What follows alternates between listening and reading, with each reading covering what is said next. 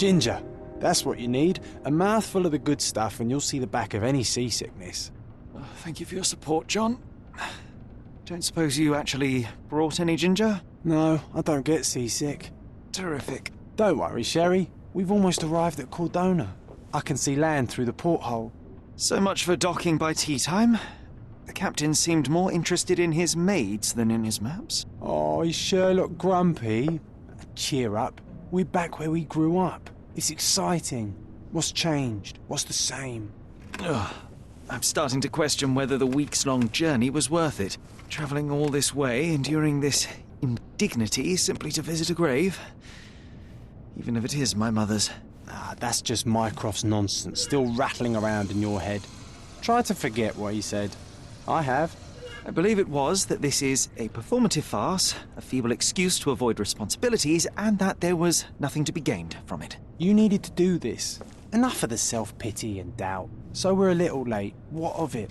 We'll retire to the hotel and visit her in the morning. It'll be worth it. Thank you, John. And if you want to notify the captain's wife of his indiscretions, I will not stand in your way. Ah, at last. I'm quite ready to get off this cursed boat. Come on. We'll go together.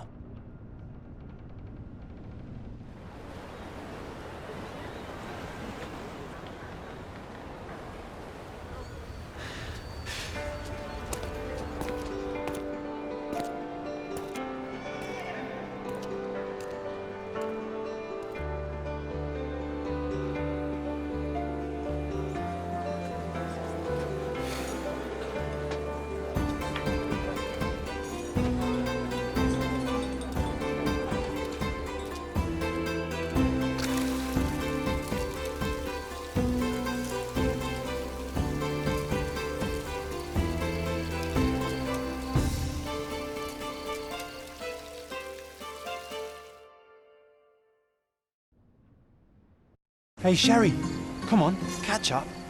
Yes, yes.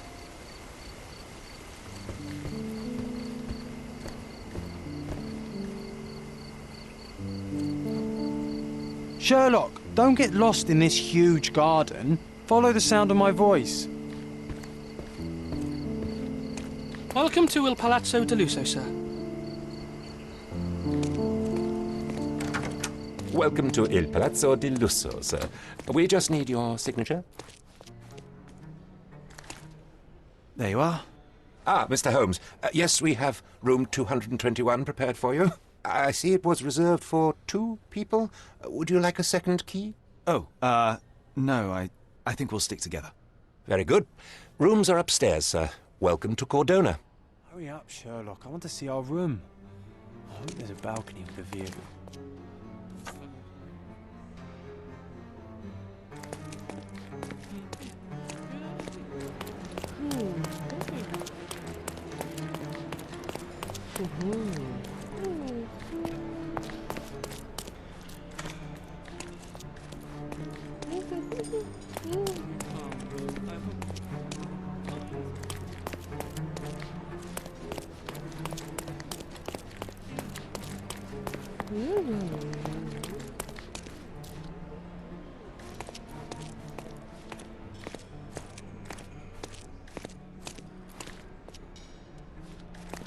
I apologise, sir, but your room is not yet ready. Perhaps, in the meantime, you would like to relax in the foyer? Tonight, the restaurant is offering a complimentary marlin ceviche to all our guests. Let's check what they have on offer.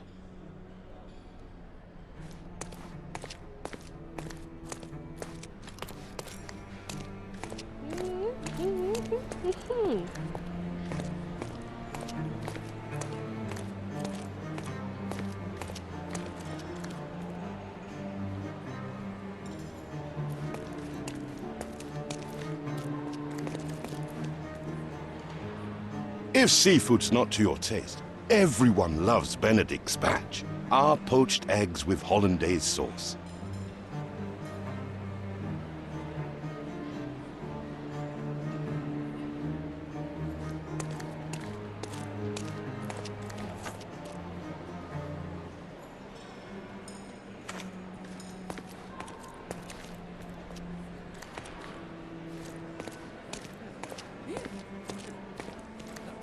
Hey, Sherry.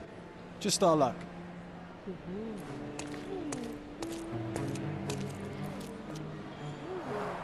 A medium, John. Haven't we been through this already? Come on, it's not like we've got anything better to do.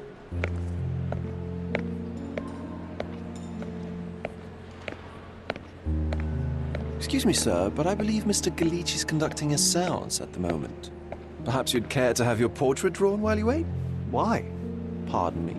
Why should I sit for a portrait? Sir, it's art. It doesn't need a why. It is its own justification. All things require justification, be they objects, systems, or beliefs. How about art as the lens through which we see the truth of the world? That's backward. Truth is not subjective and not complicated. It's just the truth. It either is or it isn't. You do not need a lens to see it, just an open mind. Ha! That seems rather close-minded. Truth, like beauty, is in the eye of the beholder. So tell me, what do you see? Mediocrity.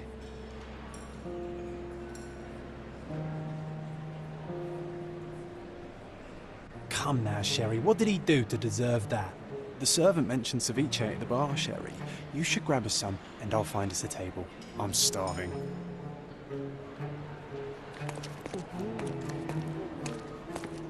Okay, time to check if John found us a nice table for the evening.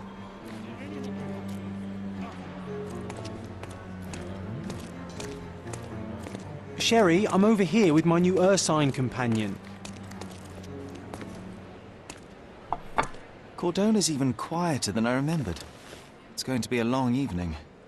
Ah, come now, Sherry. What say we amuse ourselves with a little game? What were you thinking? Oh, promise me it isn't nonsense. After being cooped up on that boat, I am itching for activity. No. As you can see, someone left a cane on our table. I simply thought you could identify its owner. Ah, so it is nonsense. It'll take me a minute, John, at most. Well then, you can deliver it to him as well. Deliver it to him? Then what are the staff here for? Aesthetics? Stubborn, Sherry, too stubborn. You wanted something to do. Slapping oneself in the face is also something to do. That doesn't make it worthwhile. But all right, let me take a look.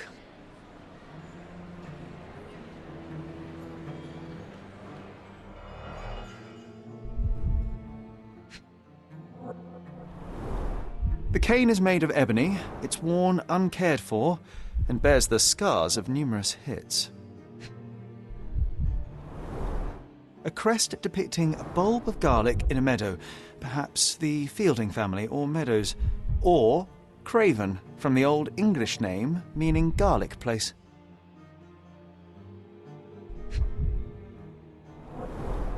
The hand grip is a head of a golden Javanese statue, probably stolen from a temple.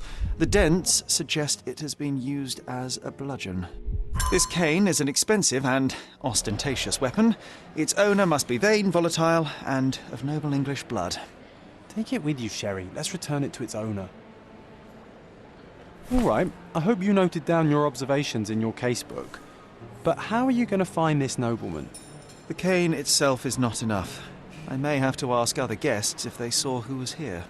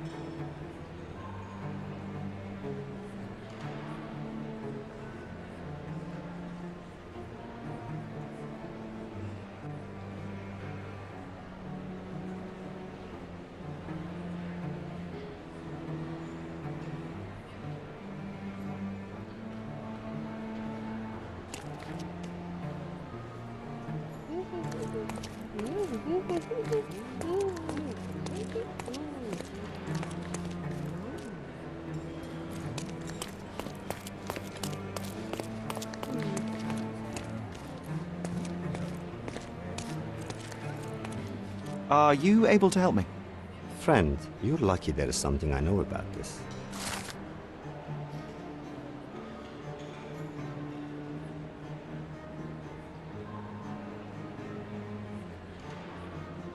Well, even with your keen senses, Sherry, I doubt you'll find the cane's owner on your first try. And would you be confident enough to bet on it, my friend? Why not? Let's see how good you really are.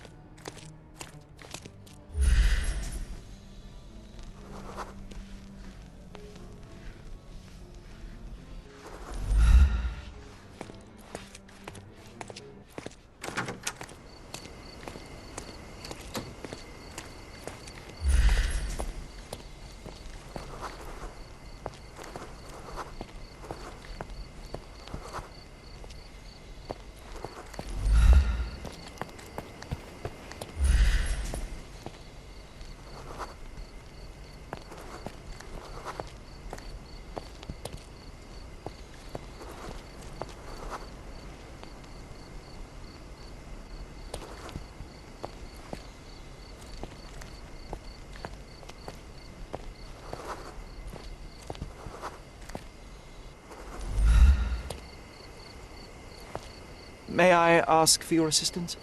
My dear fellow, you're talking to the right man.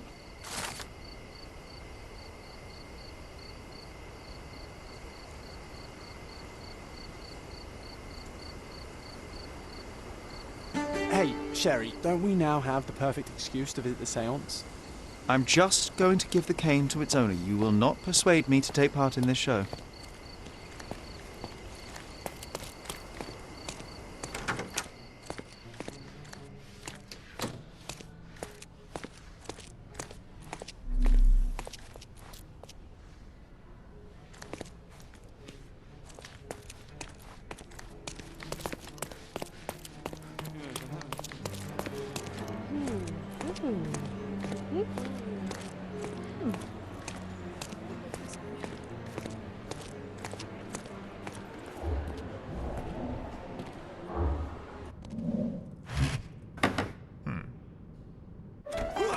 This hotel, this island, it's full of thieves.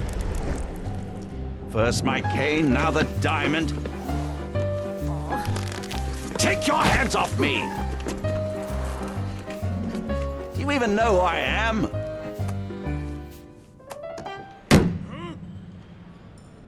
Hey, boy! That's my cane! I get that a lot. It's a very common design. What? No, that's a custom-made. A joke. A joke. It was left at my table in the restaurant. I thought it deserved to be returned. Well, I'll be... It is rare to encounter a straight-fingered true penny these days. What a gentleman. But I must ask, how did you know I was the rightful owner?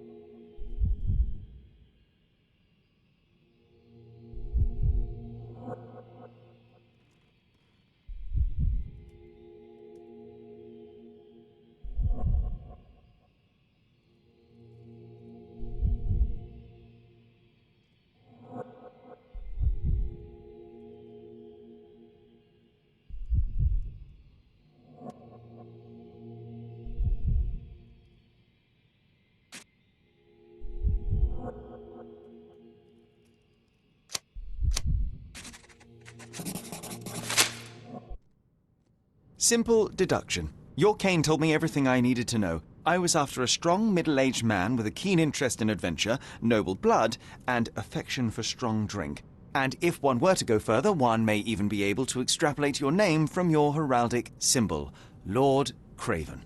Marvelous. Simply marvelous. That's me, Lord Andrew Craven. You are the real medium. You hear that, Emma? Well, you found my cane. Perhaps you can locate my diamond, too. Yes, you should do it. It will be child's play for you, Mr. Holmes. And if a child can do it, then I'm sure the local police can suffice. The police? Why bother? I know this harlequin stole it. The only question is, where is it hidden? Fine. Give me my stick and I'll resolve the matter myself. This thief almost confessed after a single punch. I suspect a beating may result in answers of questionable veracity. Fine. I shall spare you and he the trouble if you first answer me this.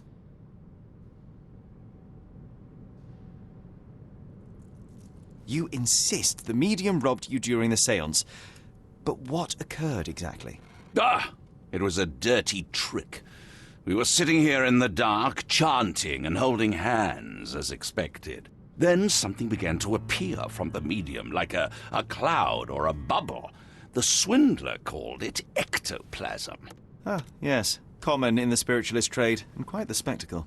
Indeed, perhaps too much. My beloved Emma screamed in horror, and I stood to defend her, attacking that cursed ghost. How brave.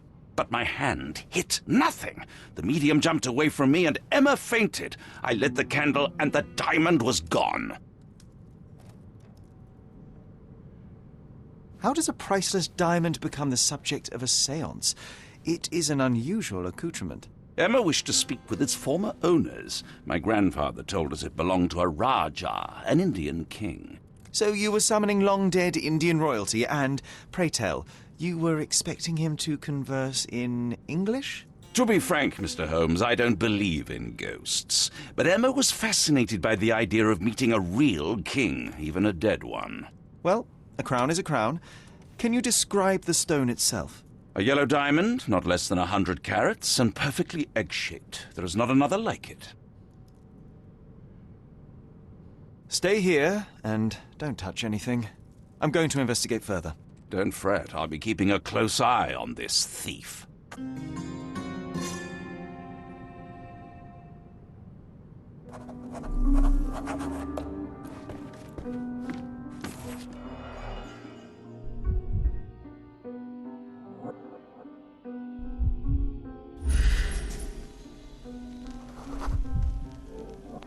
The diamond was placed on the table so that all participants could reach it.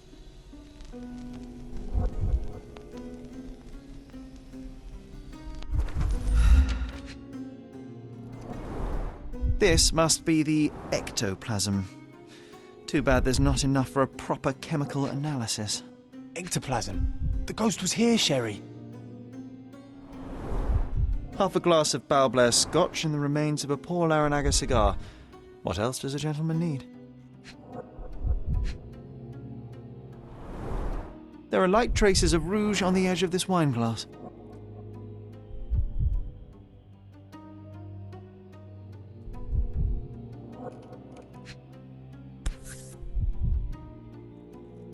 This brooch is old and cheap, but the moth design has its charms.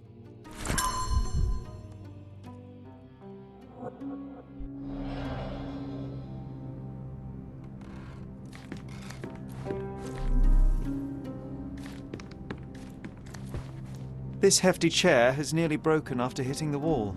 Could one man even lift it? At Cambridge, I was captain of the rugby team. It was no place for weaklings.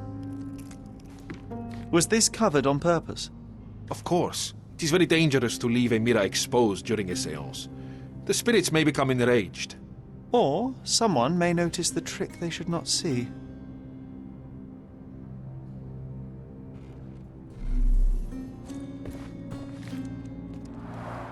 Quite a display for the tremulous visitor. How can you not love this stuff, Sherry? It adds so much atmosphere to the room.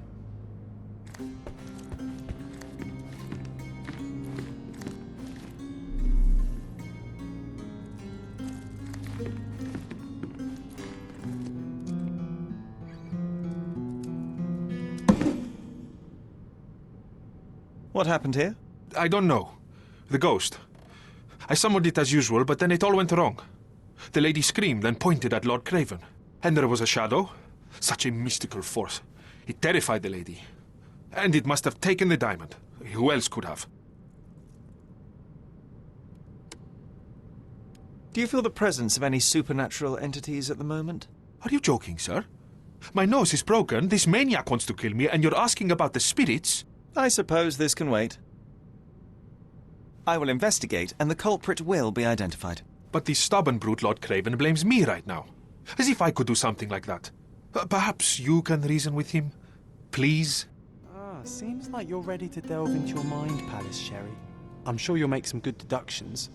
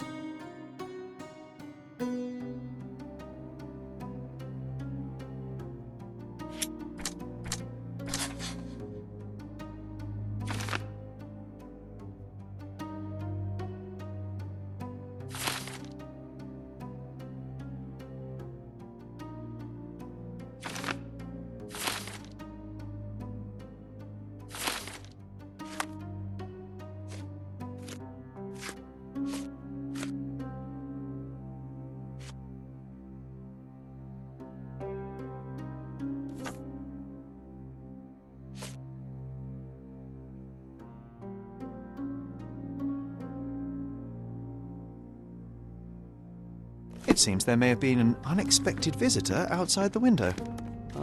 Thank you for helping us resolve the situation, sir.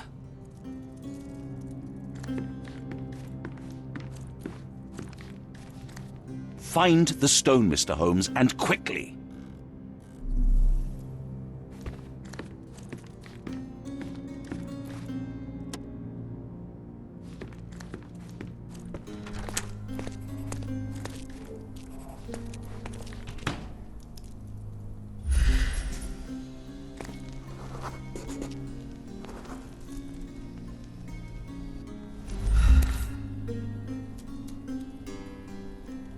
This looks recent. A shoe with a broken heel will surely leave scratches. All right, John. Do you think a ghost could leave this footprint? I'm reserving judgment. Use your keen eye to follow the trail.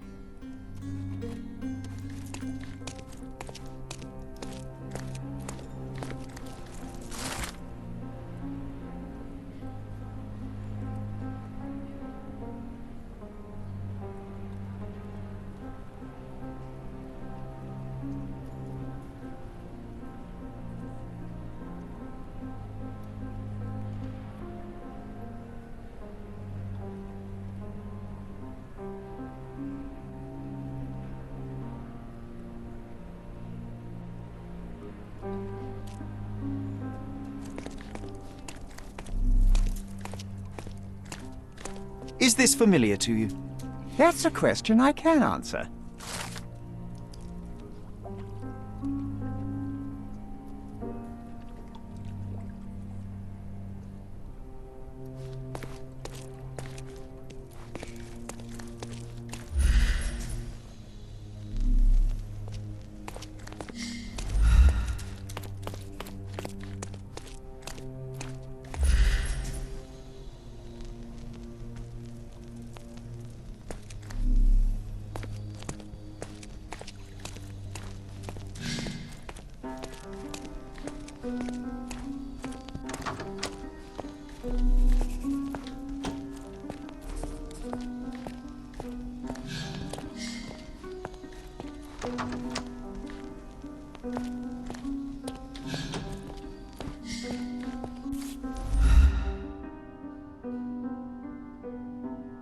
Size 4 with a broken heel.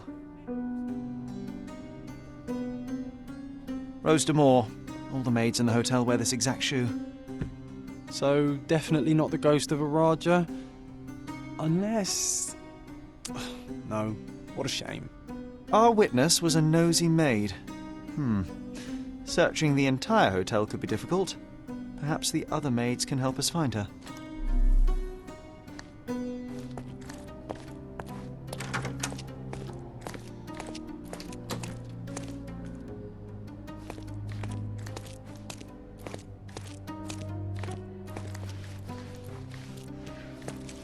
Help me, please. You look like an honorable man. I have some information for you.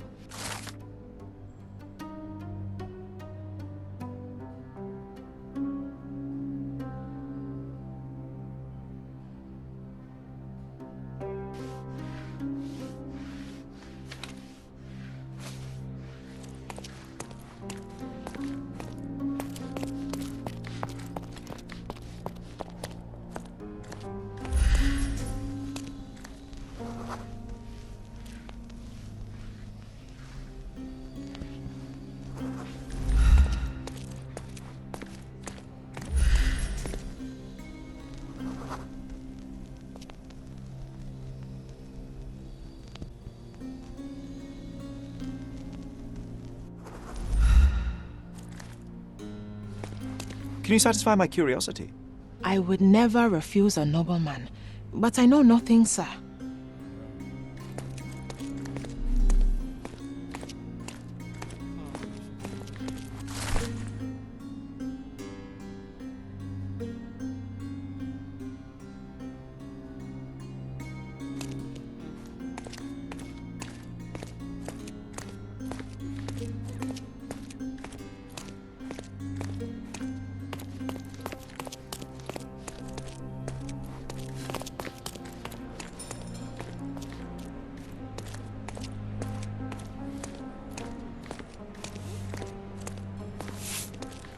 Finally, there you are. One would think a maid would be easy to find in this place. I'm sorry, sir. Do you need more towels? No. You are the maid who saw the ghost in the seance room, yes? How did you know? Simple. You changed shoes after breaking a heel while fleeing the scene.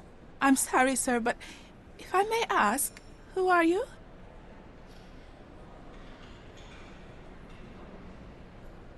A precious diamond was stolen during the seance. Lord Craven entrusted me with its recovery. I'm sorry, sir, but we are forbidden to discuss the private matters of our guests. Are you also forbidden from peeking into private rooms, Miss? Saletta. Lucia Saletta, sir.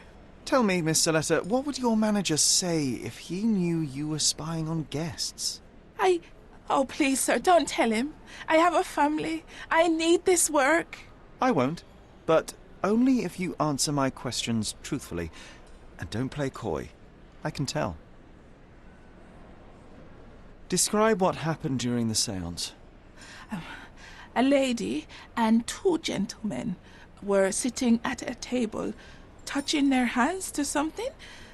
The medium started to whisper and chant, and a ghost appeared. A ghost? You're confident? It was unearthly, sir. It grew from the medium's chest. A glowing cloud or a bubble. I pressed closer against the window to see better. And the lady saw you? How did you... Yes! She screamed and pointed, so I hurried to escape, and I broke my heel. But I did see the ghost. A sickly, evil thing. And that's all you can tell me? Did you see any of what happened next? The medium, Mr. Galici, he was doing something with the ghost. He grabbed at it like he was trying to catch it. And then I ran.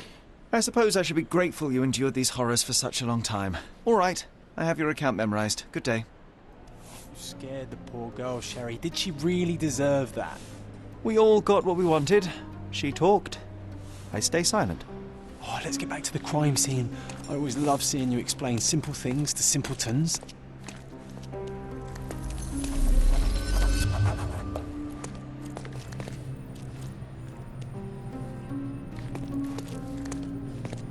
This painting looks authentic, but it's just a talented imitation.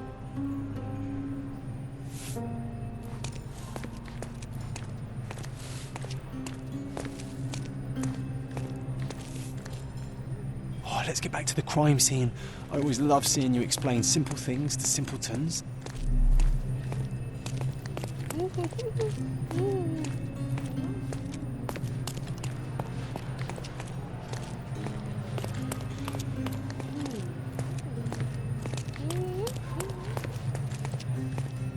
Lady Craven retired to her room to rest. Lord Craven remained here until the staff reported that the medium was locked in his room.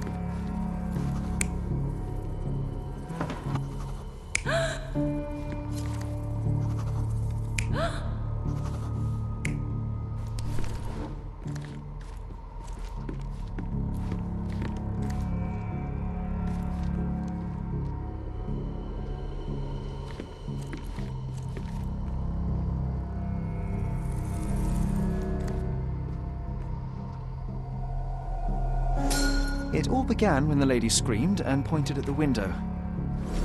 Lord Craven jumped up, ready to face anything, ghost or human. The medium shrank back in dismay. He was not expecting such a reaction and had to quickly hide the ghost. The lady was the only one left touching the diamond, at least until she fainted. Amazing.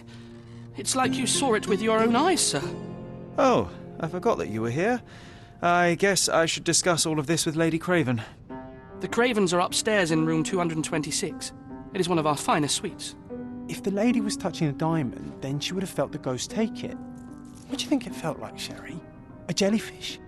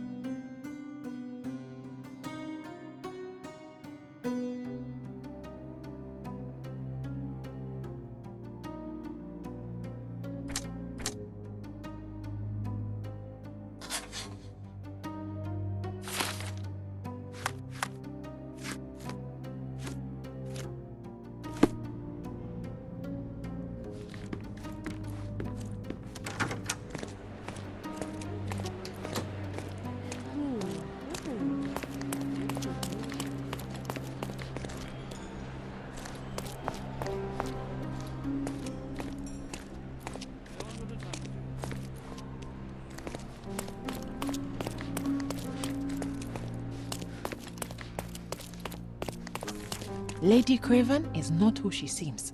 Remember her behavior in the hall?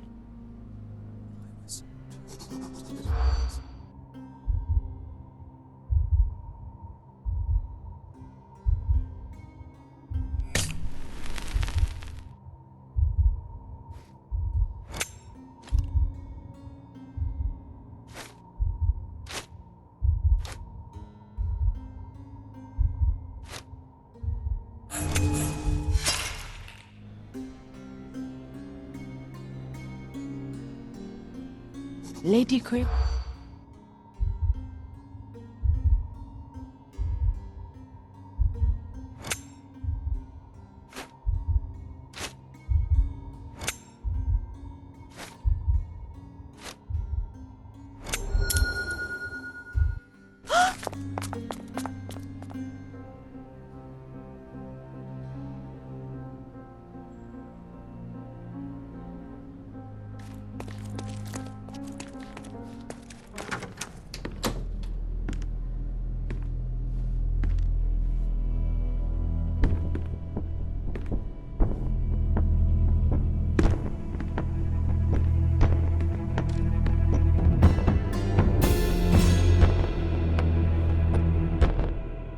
You're here, at last. I didn't do that. I swear, I found her this way. Well, I did have some questions for her, but it seems I've arrived too late.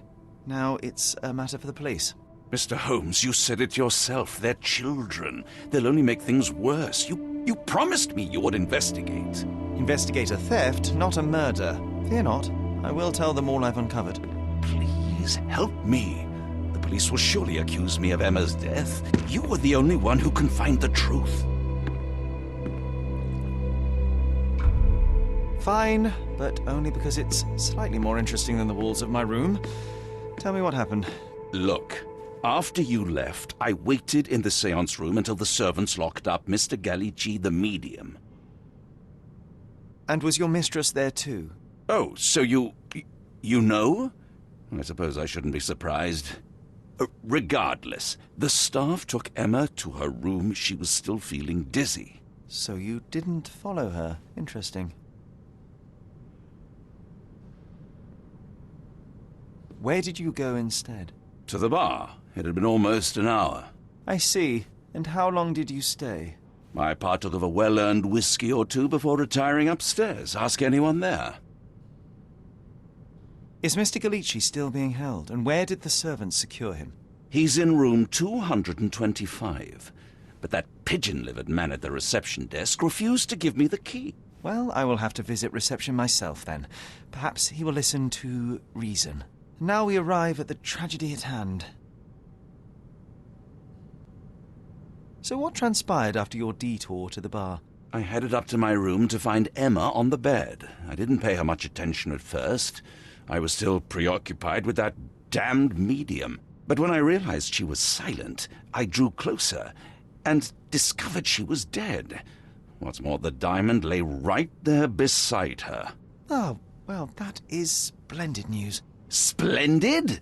The return of the diamond will be cold comfort if I live out my days in a jail cell. You must help me. Let me see what I can find. Barely an hour has passed and you already have yourself a murder mystery, Sherlock. Why am I not surprised?